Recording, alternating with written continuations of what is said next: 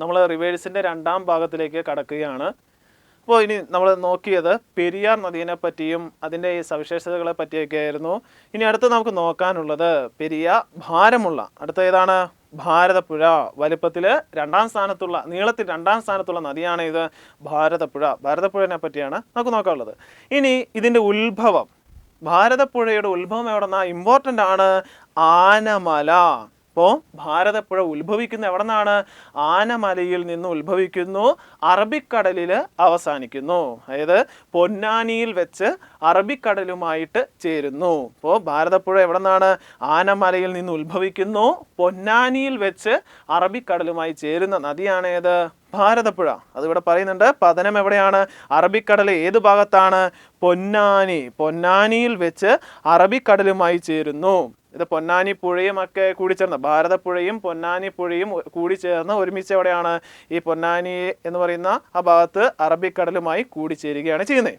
ഇനി ഇതിൻ്റെ നീളം 209 കിലോമീറ്റർ. അപ്പോൾ ഭാരതപ്പുഴയുടെ നീളം എത്രയാ? 209 കിലോമീറ്റർ. ഇനി ഇത് ഒഴുകുന്ന ജില്ലകൾ, ഭാരതപ്പുഴ ഒഴുകുന്ന ജില്ലകളൊന്ന് പഠിച്ചു വയ്ക്കുക. മലപ്പുറം, പാലക്കാട്, തൃശ്ശൂർ. അപ്പോൾ ഏതൊക്കെയാ? മലപ്പുറം, പാലക്കാട്, തൃശ്ശൂർ. ഇനി ചോദിച്ചിട്ടുണ്ട് നമ്മുടെ പാലക്കാട് ചുരം. പാലക്കാട് ചുരത്തിലൂടെ ഒഴുകുന്ന നദി ഏതാണെന്ന്. പാലക്കാട് ചുരത്തിലൂടെ ഒഴുകുന്ന നദി ഏതായിരിക്കും? ഏതാണ്? ഭാരതപ്പുഴയാണ്. അപ്പോൾ പാലക്കാട് ചുരത്തിലൂടെ ഒഴുകുന്നത്, പാലക്കാട് ചുരത്തിലൂടെ ഒഴുകുന്ന നദിയാണേത്? ഭാരതപ്പുഴ. കേരളത്തിലെ രണ്ടാമത്തെ നീളം കൂടിയ നദി. അപ്പോൾ കേരളത്തിലെ രണ്ടാമത്തെ നീളം കൂടിയ നദി കൂടിയാണ് ഏത്? ഭാരതപ്പുഴ. അതുപോലെ തന്നെ നമ്മുടെ ഭാരതപ്പുഴയും അറിയപ്പെടുന്ന പേരാണ് ഏതൊക്കെ? നിള, പേരാർ, പൊന്നാനിപ്പുഴ, ശോകനാശിനിപ്പുഴ. അപ്പോൾ ഏതൊക്കെ പേരാ? നിള എന്നറിയപ്പെടുന്നു, പേരാർ എന്നറിയപ്പെടുന്നു, പൊന്നാനിപ്പുഴ എന്നറിയപ്പെടുന്നു, ശോകനാശിനിപ്പുഴ എന്നറിയപ്പെടുന്നു. നമ്മൾ മുമ്പ് പഠിച്ചായിരുന്നു പെരിയാറിലാണ് ഏറ്റവും കൂടുതൽ ഡാമുകൾ. ഏറ്റവും കൂടുതൽ ഡാമുകൾ ഉണ്ടെങ്കിലും ആ ഡാമുകൾ ഏതിനാണ് ഏറ്റവും കൂടുതൽ ഉപയോഗിക്കുന്നത്?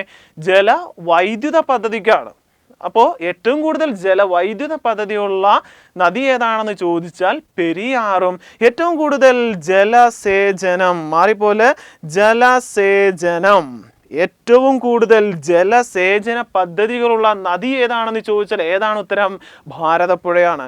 അപ്പോൾ നിള എന്നറിയപ്പെടുന്നു, പേരാർ എന്നറിയപ്പെടുന്നു, പൊന്നാനിപ്പുഴ എന്നറിയപ്പെടുന്നു, ശോകനാശിനിപ്പുഴ എന്നറിയപ്പെടുന്നു. ഇതിനകത്ത് ഇമ്പോർട്ടൻ്റ് ശോകനാശിനിപ്പുഴ, ഇത് പഠിച്ചിരിക്കണം. ശോകനാശിനിപ്പുഴ എന്ന പേര് നൽകിയത് ആര്? എഴുത്തച്ഛനാണ്. ആരാണ്? എഴുത്തച്ഛൻ. അപ്പോൾ ശോകനാശിനി പുഴ എന്ന് വിളിച്ചത് എഴുത്തച്ഛൻ. ഇനി ഇതിൻ്റെ സമീപത്ത് സ്ഥിതി ചെയ്യുന്ന, അതായത് ഈ നദിയുടെ ഭാരതപ്പുഴയുടെ സമീപത്ത് സ്ഥിതി ചെയ്യുന്ന കുറച്ച് ഭാഗങ്ങളാണ് ഏതൊക്കെ? കുഞ്ചൻ നമ്പ്യാരുടെ ജന്മസ്ഥലമായ കിള്ളിക്കുറിശിമംഗലം. ഏതാണ്? കുഞ്ചൻ നമ്പ്യാരുടെ ജന്മസ്ഥലമായ കിള്ളിക്കുറിശിമംഗലം സ്ഥിതി ചെയ്യുന്നു. അതുപോലെ കേരള കലാമണ്ഡലം. അപ്പോൾ കിള്ളിക്കുറിശിമംഗലം സ്ഥിതി ചെയ്യുന്നു, കേരള കലാമണ്ഡലം സ്ഥിതി ചെയ്യുന്നു. ഇവയൊക്കെ ഏതിൻ്റെ തീരത്താണ്? ഭാരതപ്പുഴയുടെ തീരത്താണ്. അപ്പോൾ കുഞ്ചൻ നമ്പ്യാരുടെ ജന്മസ്ഥലമായ കിള്ളിക്കുറിശിമംഗലം, കേരള കലാമണ്ഡലം. അപ്പോൾ ഇതിന് കുറച്ച് അറിയപ്പെടുന്ന കുറച്ച് പ്രത്യേകതകളുണ്ട്. ഒന്ന് നമ്മൾ പറഞ്ഞു, ഏറ്റവും കൂടുതൽ ജലസേചന പദ്ധതികളുള്ള നദിയാണ്. അതുപോലെ തന്നെ ഇത് അറിയപ്പെടുന്നതാണ്, കേരളത്തിന് നൈൽ എന്നറിയപ്പെടുന്നു. ലോകത്തിലെ ഏറ്റവും നീളം കൂടിയ നദിയാണ് ഇത് നൈൽ. ഏറ്റവും കൂടുതൽ ജലം വഹിക്കുന്ന നദി ഏതാണ്? അത് ആമസോൺ ആണ്. പക്ഷേ ഇപ്പോഴും അതിനകത്തൊരു കൺഫ്യൂഷൻ ഉണ്ട്. അപ്പോൾ കേരളത്തിലെ നൈൽ എന്നറിയപ്പെടുന്നു. അതുപോലെ തന്നെ ചെറു പമ്പ, അതായത് മിനി പമ്പ എന്നറിയപ്പെടുന്നു. അപ്പോൾ കേരളത്തിൻ്റെ നൈൽ എന്നറിയപ്പെടുന്നു, ചെറു പമ്പ എന്നറിയപ്പെടുന്നു. എന്തുകൊണ്ടാണ് മിനി പമ്പ എന്ന് വിളിക്കാൻ കാരണം? എന്തുകൊണ്ടായിരിക്കും? അതായത് നമ്മുടെ ഈ ഭാരതപ്പുഴയുടെ സമീപം, അതായത് ഭാരതപ്പുഴയ്ക്ക് കുറുകെ ഒരു പാലം സ്ഥിതി ചെയ്യുന്നുണ്ട്. അതാണ് കുറ്റിപ്പുറം പാലം. ഏതാണ്? കുറ്റിപ്പുറം പാലം. ഭാരതപ്പുഴയ്ക്ക് കുറുകെ സ്ഥിതി ചെയ്യുന്ന ഒരു പാലമാണ് കുറ്റിപ്പുറം പാലം. ഈ കുറ്റിപ്പുറം പാലത്തിന് പ്രവേശിക്കുന്നതിന് മുമ്പ് ഇവിടെ ഒരു അമ്പലമുണ്ട്, ഒരു ക്ഷേത്രമുണ്ട്. ഇവിടെ ഈ ഭാഗത്തെ, ആ ക്ഷേത്രത്തിൻ്റെ ആ ഭാഗത്തെ നമ്മുടെ കേരള ഗവൺമെൻറ് ഔദ്യോഗികമായിട്ട് ശബരിമല ഇടത്താവള കേന്ദ്രമായി പ്രഖ്യാപിച്ചു. അതായത് കുറ്റിപ്പുറം പാലത്തിന് സമീപം ഉള്ള ഒരു പ്രദേശത്തെ നമ്മുടെ കേരള ഗവൺമെൻറ് ഔദ്യോഗികമായിട്ട് ശബരിമല ഇടത്താവള കേന്ദ്രമായിട്ട് പരിഗണിച്ചു, അതിനെ കൊണ്ടുവന്നു. അതുകൊണ്ടാണ് എന്തായിട്ട് അറിയപ്പെടുന്നത്, മിനി പമ്പ എന്നറിയപ്പെടാൻ കാരണം. നമ്മൾ പറഞ്ഞു ഏറ്റവും കൂടുതൽ ജലസേചന പദ്ധതിയുള്ള നദിയാണേത്, ഭാരതപ്പുഴ. നമ്മുടെ ഭാരതപ്പുഴയിലെ ഏറ്റവും വലിയൊരു ജലസേചന പദ്ധതിയാണ് ഏത്, മലമ്പുഴ എന്ന് പറയും. ഭാരതപ്പുഴയ്ക്ക് സമീപം, അതായത് കേരളത്തിലെ ഏറ്റവും വലിയ ഡാമാണ്, ഉയരം കൂടിയതല്ല, കേരളത്തിലെ ഏറ്റവും വലിയ ഡാം ഏതാണ്, മലമ്പുഴയാണ്. കേരളത്തിലെ ഏറ്റവും വലിയ ഡാമാണ് മലമ്പുഴ. ഈ മലമ്പുഴ എന്ന് പറയുന്ന ഡാം സ്ഥിതി ചെയ്യുന്ന ഏതിനു പുറകെയാണ്, നമ്മുടെ ഭാരതപ്പുഴയിലാണ്. ഭാരതപ്പുഴയിലാണ് ഏത് സ്ഥിതി ചെയ്യുന്നത്, നമ്മുടെ മലമ്പുഴ എന്ന് പറയുന്ന ഡാം സ്ഥിതി ചെയ്യുന്നത്. ഇനി നമ്മുടെ കേരളത്തിൻ്റെ വൃന്ദാവനം, കേരളത്തിൻ്റെ വൃന്ദാവനം എന്നറിയപ്പെടുന്ന സ്ഥലമാണ് ഏത്, മലമ്പുഴ. അപ്പോൾ കേരളത്തിൻ്റെ വൃന്ദാവനം എന്നറിയപ്പെടുന്നു. ഇനി നമ്മുടെ മലമ്പുഴ ഗാർഡൻ, നമ്മുടെ മലമ്പുഴയുടെ ഒരു ഗാർഡൻ നിങ്ങൾ കണ്ടിട്ടുണ്ടായിരിക്കും, മലമ്പുഴ പോയിട്ടുള്ള ആൾക്കാർ കണ്ടിട്ടുണ്ടായിരിക്കും. ആ ഗാർഡൻ്റെ ശില്പി, മലമ്പുഴ ഗാർഡൻ്റെ ശില്പി ആരാണ് ചോദിച്ചിട്ടുണ്ട്. ആരാണ്, നെക് ചന്ദ്. ആരാണ്, നെക് ചന്ദ്. അപ്പോൾ കേരളത്തിലെ ഏറ്റവും വലിയ ഡാമാണ് ഏത്, മലമ്പുഴ. മലമ്പുഴ ഡാം ഏത് നദിയിലാണ്, നമ്മുടെ ഭാരതപ്പുഴയിലാണ്. കേരളത്തിൻ്റെ വൃന്ദാവനം ഏതാണ്, കേരളത്തിൻ്റെ വൃന്ദാവനം എന്നറിയപ്പെടുന്ന ഭാഗമാണ് ഏത്, സ്ഥലമാണ് ഏത്, മലമ്പുഴ. മലമ്പുഴയിലെ ആ മലമ്പുഴ ഗാർഡൻ്റെ ശില്പി ആരാണ് എന്ന് ചോദിച്ചാൽ ആരാണ്, നെക് ചന്ദ്. ഇനി നമ്മുടെ മലമ്പുഴയിൽ അവിടെ ആ ഗാർഡനിൽ ഒരു യക്ഷിശില്പമുണ്ട്, യക്ഷിശില്പമുണ്ട്. ആ യക്ഷിശില്പം നിർമ്മിച്ച ആരാണ്, കാനായി കുഞ്ഞിരാമൻ. ആരാണ്, കാനായി കുഞ്ഞിരാമൻ.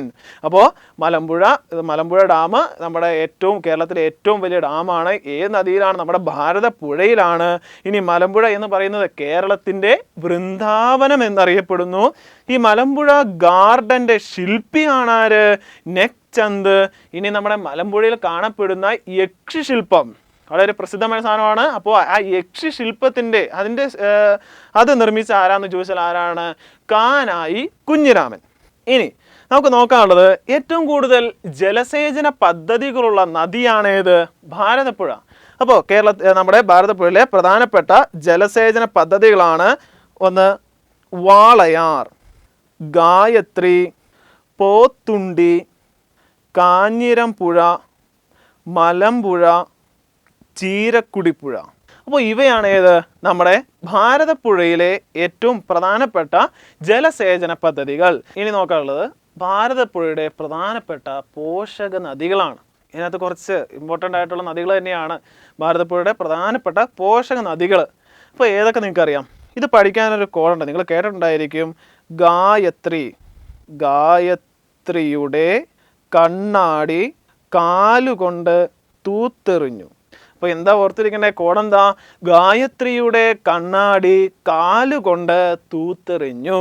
ഇപ്പോൾ സിമ്പിളാണ്. ഏതൊക്കെയാ, ഒന്നും കൂടെ വായിച്ചു നോക്കുക. ഗായത്രിയുടെ കണ്ണാടി കാലുകൊണ്ട് തൂത്തെറിഞ്ഞു.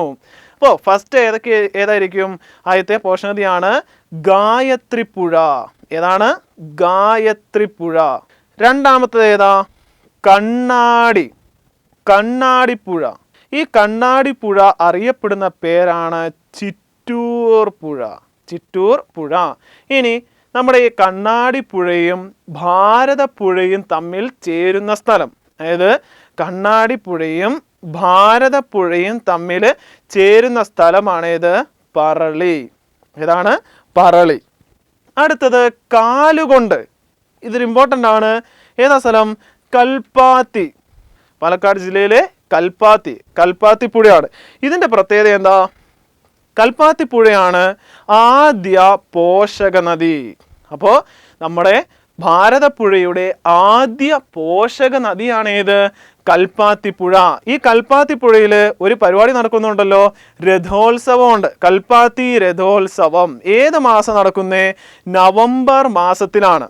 അപ്പോൾ കൽപ്പാത്തിപ്പുഴ എന്ന് പറയുന്നത് ഭാരതപ്പുഴയുടെ ആദ്യത്തെ പോഷക നദിയാണ്. ഇവിടെ എന്ത് നടക്കുന്നു, രഥോത്സവം, കൽപ്പാത്തി രഥോത്സവം നടക്കുന്നു. ഏത്, കൽപ്പാത്തിപ്പുഴയുടെ സമീപത്താണ്, തീരത്താണ് കൽപ്പാത്തി രഥോത്സവം നടക്കുന്നു. മാസം ഏതാണ്, നവംബർ മാസം. ഇനി ഇത് ഏത് ക്ഷേത്രത്തിലാ? വിശ്വനാഥ ക്ഷേത്രം. ഏതാ? വിശ്വനാഥ ക്ഷേത്രം. അപ്പോൾ വിശ്വനാഥ ക്ഷേത്രത്തിലാണ് ഈ കൽപ്പാത്തി രഥോത്സവം നടക്കുന്നത്.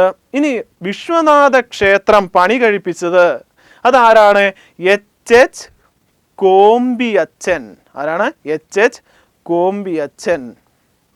അതിൻ്റെ ശില്പിയാണ് ആര്? എച്ച് കോമ്പിയച്ചൻ. അപ്പോൾ നമ്മൾ ഏതൊക്കെ പോർഷൻ പറഞ്ഞേ? ഗായത്രിയുടെ കണ്ണാടി കാലുകൊണ്ട് തൂത്തെറിഞ്ഞു. അപ്പോൾ ഫസ്റ്റ് ഏതാണ്? ഗായത്രിപ്പുഴ. അതിന് കൂടുതലൊന്നും പറയാനില്ല. അടുത്തത് കണ്ണാടിപ്പുഴ. കണ്ണാടിപ്പുഴ അറിയപ്പെടുന്ന പേരെന്താന്നാ പറഞ്ഞ്? ചിറ്റൂർ പുഴ എന്നും അറിയപ്പെടുന്നു. നമ്മുടെ കണ്ണാടിപ്പുഴയും ഭാരതപ്പുഴയും തമ്മിൽ ചേരുന്ന സ്ഥലത്തിൻ്റെ പേരാണേത്? പറളി. കണ്ണാടിപ്പുഴയും ഭാരതപ്പുഴയും ചേരുന്ന സ്ഥലമാണ് പറളി. കണ്ണാടിപ്പുഴയുടെ മറ്റൊരു പേരാണ് ചിറ്റൂർ പുഴ. അടുത്തത് കൽപ്പാത്തി. കൽപ്പാത്തിപ്പുഴയുടെ പ്രത്യേകത എന്താ? ആദ്യ പോഷക നദിയാണ്. നമ്മുടെ ഭാരതപ്പുഴയുടെ ആദ്യത്തെ പോഷക നദിയാണ് ഇത് കൽപ്പാത്തിപ്പുഴ. ഇവിടെ ഈ നദീതീരത്താണ്, അടുത്ത ആ ക്ഷേത്രത്തിലാണ് എന്ത് പരിപാടി നടക്കുന്നത്? എന്ത് ഉത്സവം? രഥോത്സവം. കൽപ്പാത്തി രഥോത്സവം നടക്കുന്നത്. കൽപ്പാത്തി രഥോത്സവം ഏത് മാസത്തിലാണ് നടക്കുന്നത്? നവംബർ മാസത്തിലാണ്. അപ്പോൾ നവംബർ മാസത്തിൽ കൽപ്പാത്തി രഥോത്സവം നടക്കുന്നു. ഏത് ക്ഷേത്രത്തിലാണ്? വിശ്വനാഥ ക്ഷേത്രം. ഏത് ക്ഷേത്രമാ? വിശ്വനാഥ ക്ഷേത്രം. ഈ വിശ്വനാഥ ക്ഷേത്രം ഇത് പണി കഴിപ്പിച്ചത് ആർക്കിടെക്ട് ആരാണെന്ന് ചോദിച്ചാൽ എച്ച് കോമ്പിയച്ചൻ. അപ്പോൾ നമ്മൾ പറഞ്ഞ കോഡ് എങ്ങനെയായിരുന്നു? ഗായത്രിയുടെ കണ്ണാടി കാലുകൊണ്ട് തൂത്തെറിഞ്ഞു. അപ്പോൾ ഏതൊക്കെ പറഞ്ഞു? ഗായത്രിപ്പുഴ, കണ്ണാടിപ്പുഴ, കാലുകൊണ്ട് കൽപ്പാത്തിപ്പുഴ, തൂത്തെറിഞ്ഞു. അടുത്ത ഏതായിരിക്കും? തൂതപ്പുഴ. ഈ തൂതപ്പുഴയെ ആസ്പദമാക്കി OV വിജയൻ രചിച്ച കൃതിയാണേത്? ഗുരുസാഗരം. അപ്പോൾ തൂതപ്പുഴയെ അടിസ്ഥാനമാക്കിയിട്ട് നമ്മുടെ OV വിജയൻ രചിച്ച കൃതിയാണേത്? ഗുരുസാഗരം. അടുത്തൊരു പോർഷൻ നദിയാണ് കുന്തിപ്പുഴ. കുന്തിപ്പുഴ ഏതാണ്? കുന്തിപ്പുഴ. ഈ കുന്തിപ്പുഴയുടെ പ്രത്യേകത എന്താ? അതായത് നമ്മുടെ കേരളത്തിൽ മലിനമാകാത്ത ഏറ്റവും കുറച്ച് അല്ലെങ്കിൽ മലിനമാകാത്ത നദിയാണ് ഇത് കുന്തിപ്പുഴ. ലീസ്റ്റ് പൊല്യൂട്ടഡ്, അതായത് ഏറ്റവും കുറവ് മലിനമായ അല്ലെങ്കിൽ മലിനമല്ലാത്ത നദിയാണ് ഇത് കുന്തിപ്പുഴ. ഇനി ഇവിടെ ഒരു ജലവൈദ്യുത പദ്ധതി ആരംഭിക്കാൻ പോയായിരുന്നു. ഏതാണ് ആ പദ്ധതിയുടെ പേര്? ചോദിച്ചിട്ടുണ്ട്. ഏതാ? പാത്രക്കടവ്. അതായത് പാത്രക്കടവ് ജലവൈദ്യുത പദ്ധതി ഏത് നദിയുമായിട്ട് ബന്ധപ്പെട്ടിരിക്കുന്നു എന്ന് ചോദിച്ചാൽ ഏത് നദിയാണ്? കുന്തിപ്പുഴ. ഈ പാത്രക്കടവ് ജലവൈദ്യുത പദ്ധതി വന്നാൽ സൈലന്റ് വാലിക്ക് പ്രശ്നമുണ്ടാകും എന്നൊക്കെ പറഞ്ഞിട്ട് എന്ത് സംഭവിച്ചു? അതിനെതിരെ എതിർപ്പുകളുണ്ടായി.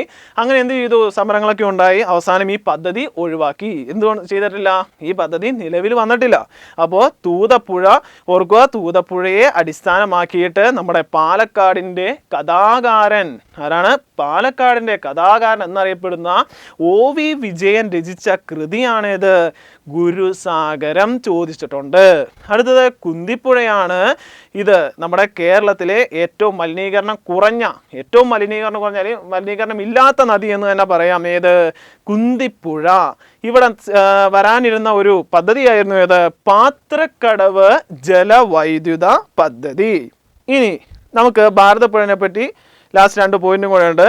ഒന്ന്, ഇവിടെ ഈ ഭാരതപ്പുഴയ്ക്ക് സമീപം സ്ഥിതി ചെയ്യുന്നൊരു സ്ഥലമാണ് തിരുനാവായ. നമുക്കറിയാം, തിരുനാവായ എന്ന് കേൾക്കുമ്പോൾ തന്നെ മനസ്സിൽ വരുന്ന കാര്യം ഏത് തന്നെയാണ്? മാമാങ്കം. അപ്പോൾ മാമാങ്കം നടന്നുകൊണ്ടിരുന്നത് ഏത് നദീതീരത്താണ്?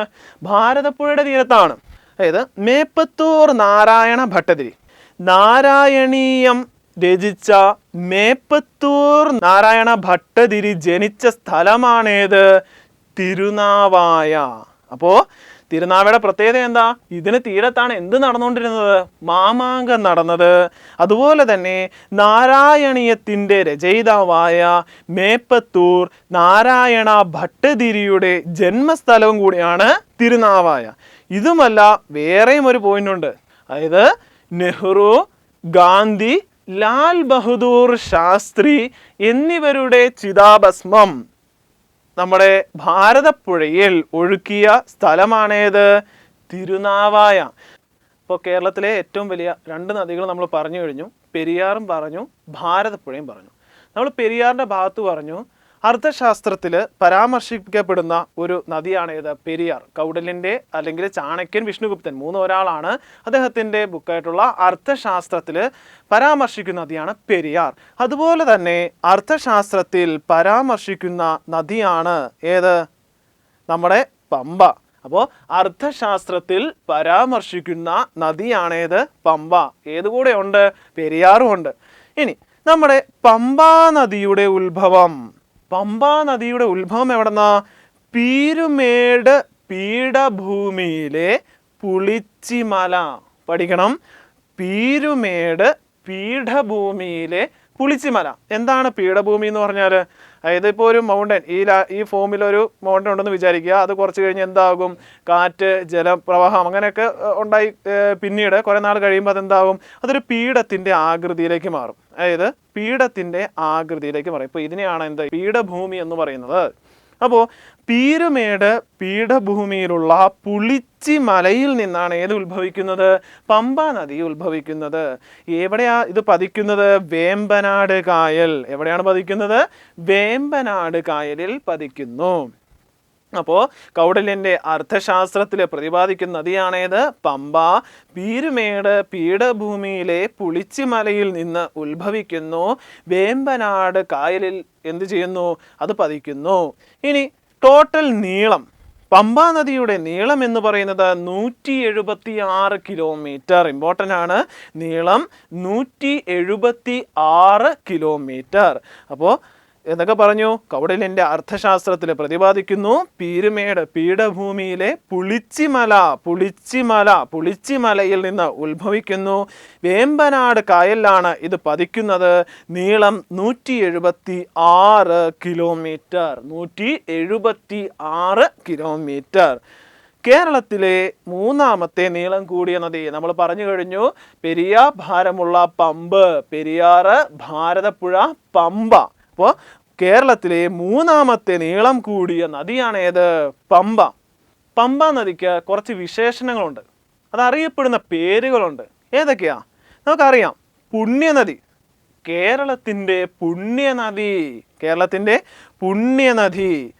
അടുത്തതാണ് ബാരിസ്. എന്തായിട്ട് അറിയപ്പെടുന്നു? ബാരിസ് എന്നറിയപ്പെടുന്നു. അപ്പോൾ ബറേക്ക നമ്മൾ കേട്ടിട്ടുണ്ട്.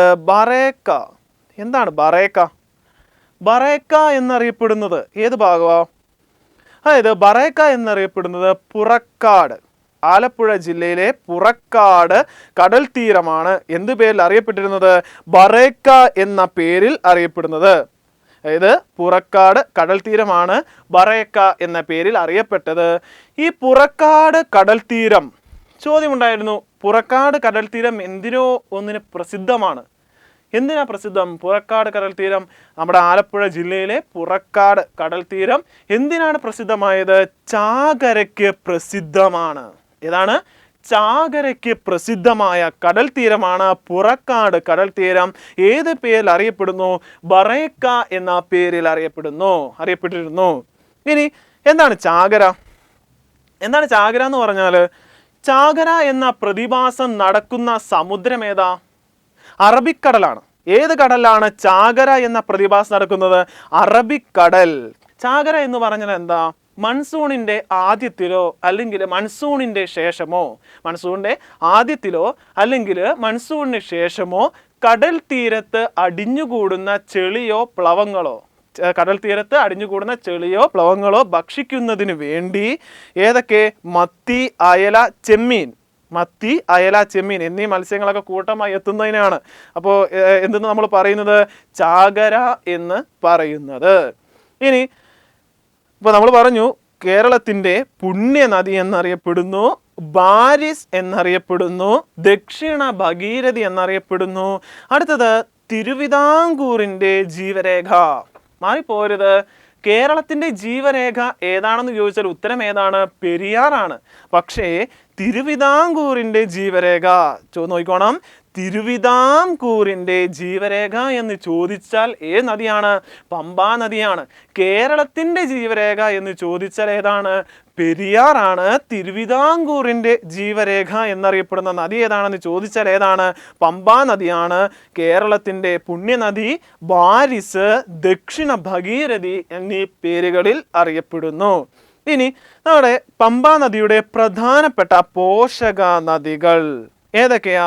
അച്ചൻ കോവിലാർ, അഴുതയാർ, കക്കിയാർ, മണിമലയാർ, കല്ലാർ. അപ്പോൾ ഇത്രയും പഠിക്കുക. പോഷക നദികൾ ഏതൊക്കെയാണ്? അച്ചൻ കോവിലാറ്, അഴുതയാറ്, കക്കിയാറ്, മണിമലയാർ, കല്ലാർ. പമ്പാ നദിയുടെ പോഷക നദികൾ ഏതൊക്കെയാണ്?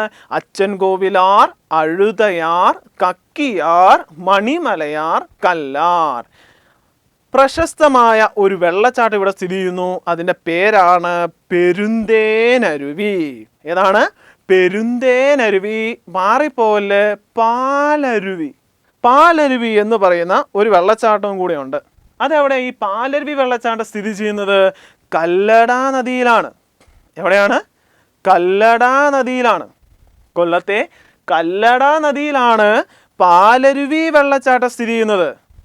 പക്ഷേ പെരുന്തേനരുവി മാറിപ്പോയത്. പെരുന്തേനരുവി പമ്പയിലും പാലരുവി കല്ലട നദിയിലും. പെരുന്തേനരുവി എവിടെയാണ്? പമ്പ.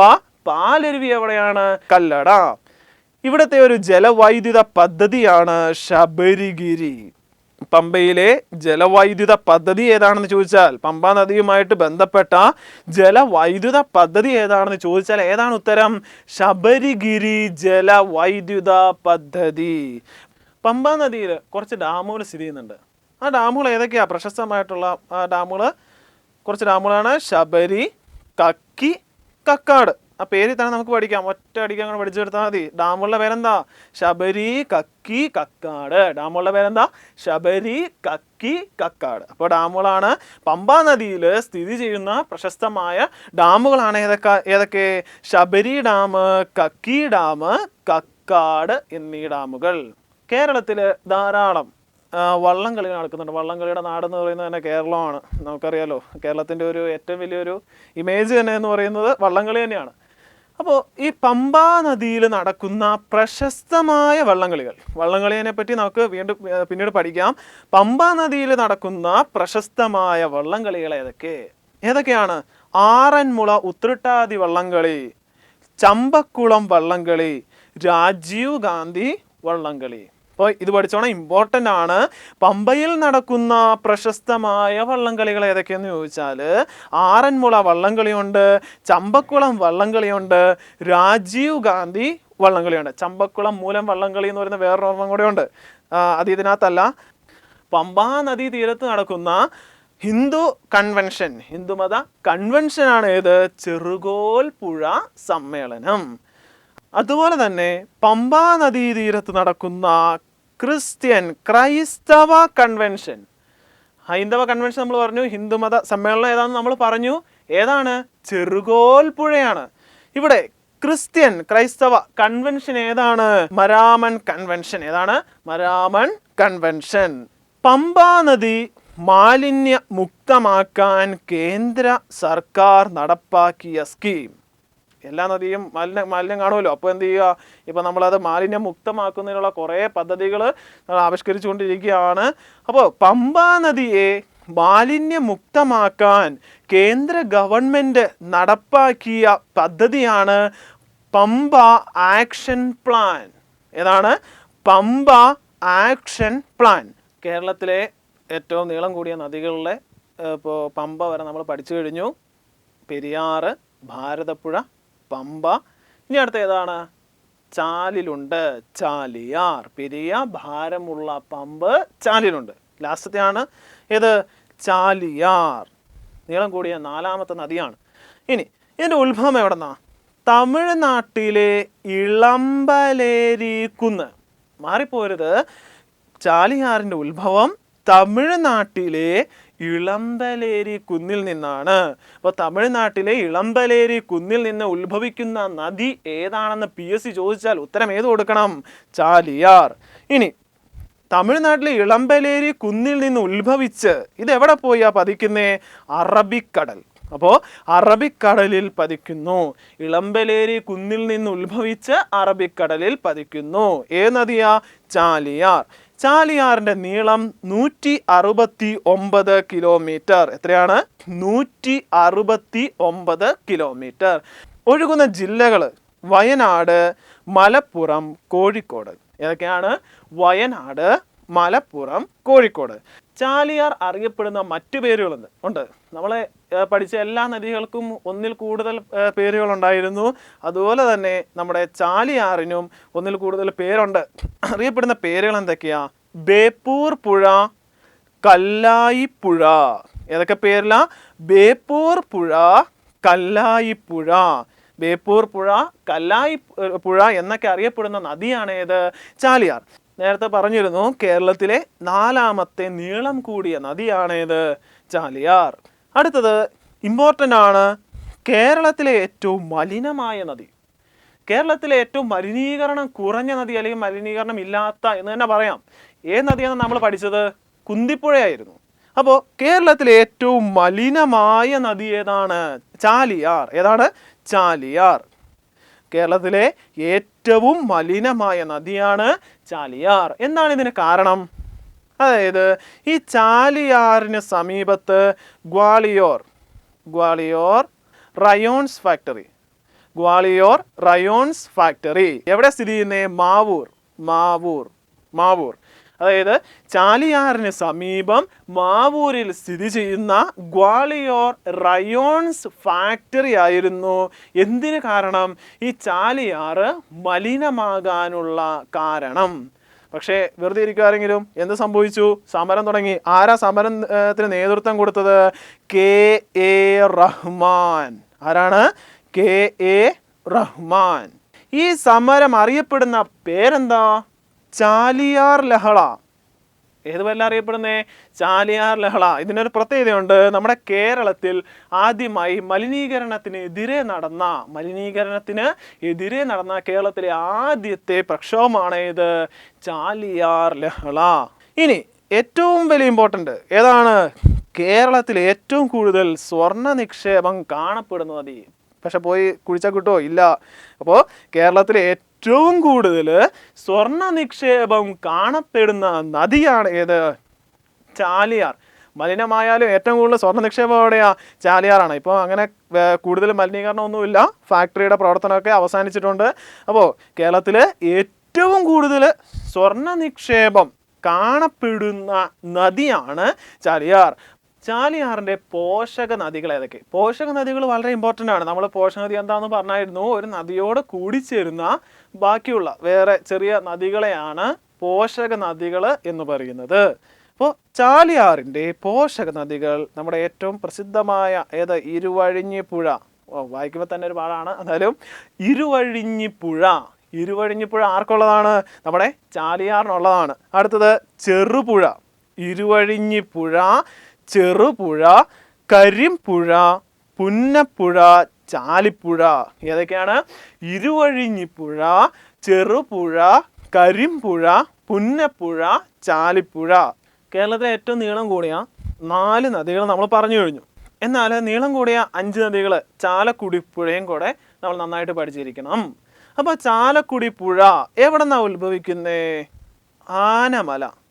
ഈ ആനമലയിൽ നിന്ന് ഉത്ഭവിക്കുന്ന വേറൊരു നദിയെപ്പറ്റി പഠിച്ചായിരുന്നല്ലോ, ഭാരതപ്പുഴ. എവിടെ നിന്നാണ് ഉത്ഭവിക്കുന്നത്? അത് ആനമലയിൽ നിന്നാണ് ഉത്ഭവിക്കുന്നത്. അപ്പോൾ ചാലക്കുടി പുഴ ഉത്ഭവിക്കുന്നത് ആനമലയിൽ നിന്ന്. ചാലക്കുടി പുഴ ഉത്ഭവിക്കുന്നത് എവിടെയാ? ആനമലയിൽ നിന്ന്. അപ്പോൾ ആനമലയിൽ നിന്ന് ഉത്ഭവിച്ച് എന്ത് സംഭവിക്കുന്നു? പെരിയാറിലാണ് പതിക്കുന്നത്.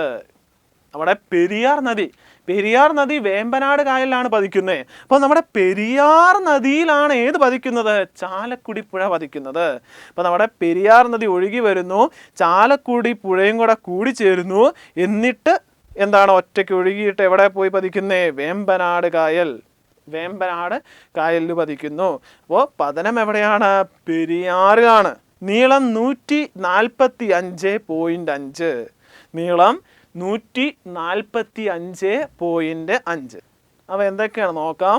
ഒന്ന്, മത്സ്യ വൈവിധ്യം. ഏറ്റവും കൂടുതൽ മത്സ്യസമ്പത്ത്, ഏറ്റവും കൂടുതൽ മത്സ്യസമ്പത്തുള്ള നദിയാണേത്? ചാലക്കുടി പുഴ. ചാലക്കുടി പുഴയിലാണ് ഏറ്റവും കൂടുതൽ മീനുള്ളത്. വെറുതെ നമ്മൾ ചാടിയാൽ മതി, ചാടിയിട്ട് പൊങ്ങി വരുമ്പോൾ എന്തായാലും കയ്യിൽ മീനായിരിക്കും. വെറുതെയാണ്.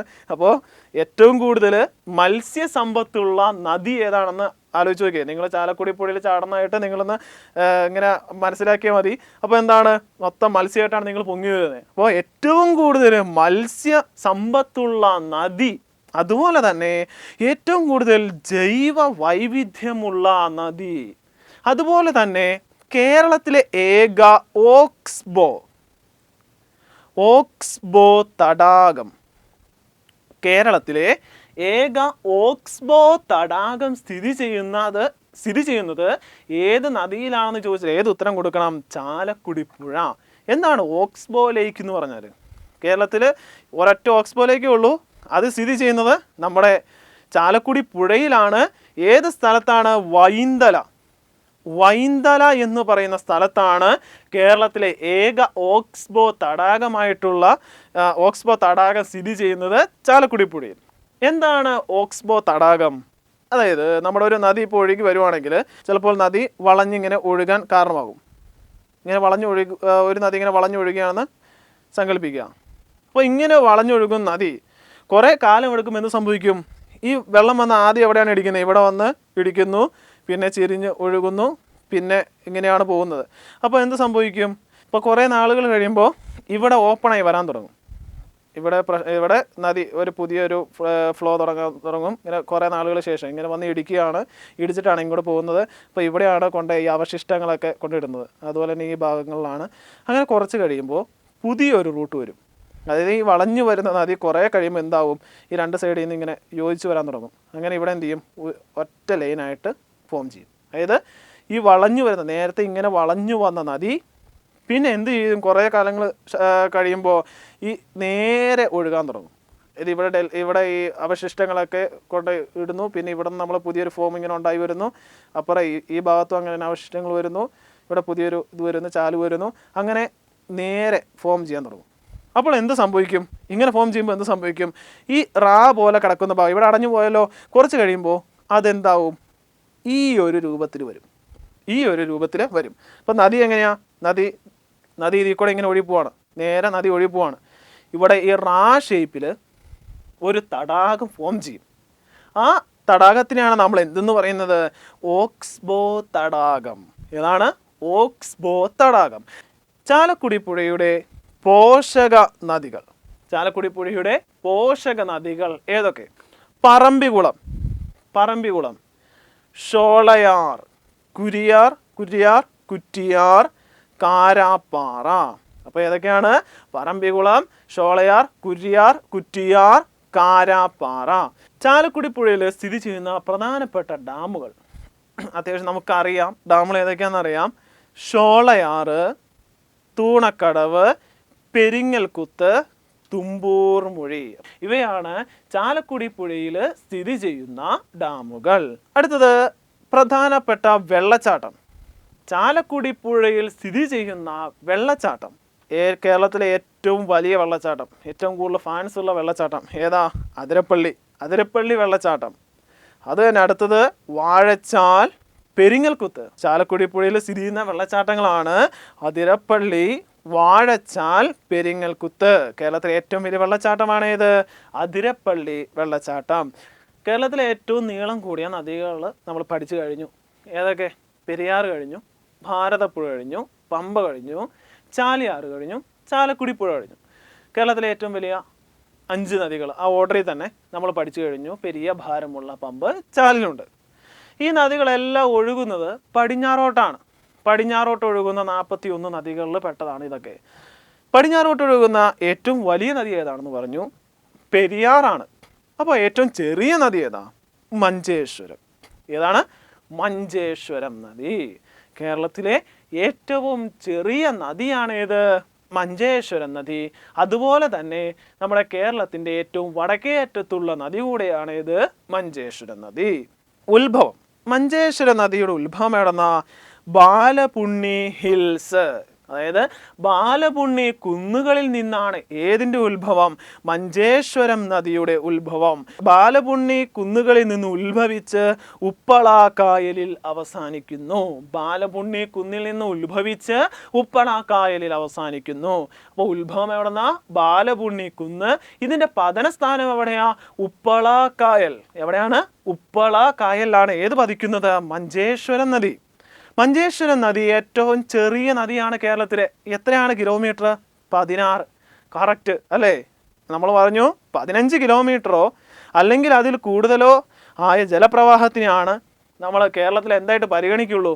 നദിയായിട്ട് പരിഗണിക്കുള്ളൂ. ഇത് കറക്റ്റ് എത്രയുണ്ട്? 16 കിലോമീറ്ററേ ഉള്ളൂ. ഏതിന്? മഞ്ചേശ്വരം പുഴ. കേരളത്തിലെ ഏറ്റവും ചെറിയ നദിയാണ് ഏത്? മഞ്ചേശ്വരം പുഴ. കേരളത്തിലെ ഏറ്റവും ചെറിയ നദി.